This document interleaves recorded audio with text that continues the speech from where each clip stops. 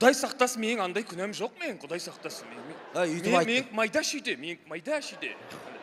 Көзге көрінбейді менің күнәларым. Мешітке барып, жылап, қолын жайсаң, кешіріп жіберетін күнәлар менің ше. Жұмадан шығып, садақа берсең, кешіріп кететін күнәлар менікі. Молдеке, мен ең күнәмнің ең ауыры, жаңа жыл құтты болсын дегенде өзіңде дегенім шығар. Осын, 14 февраль құтты болсын дегенде әмин дегенім бар. Осын, елка айналғаным бар, енді о кезде ішіп алдық. Астағфиралла. Ол баяғы. Ой, сіздікі жайлап ступенька болып кетіп барады ғой күнәларыңыз.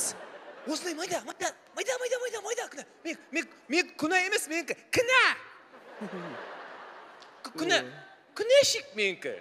Ондай жоқ менде. Астағфиралла, өйтіп айтпаңыз. Шүкір мына қасында. Сен тәубет, бауырым, сен тәубет. Медресеге қон сен. Сен.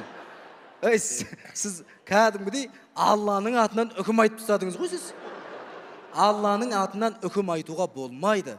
Керісінше, мұна мұсылман бауырыңыз үшін, өзіңіз үшін дұға қылыңыз.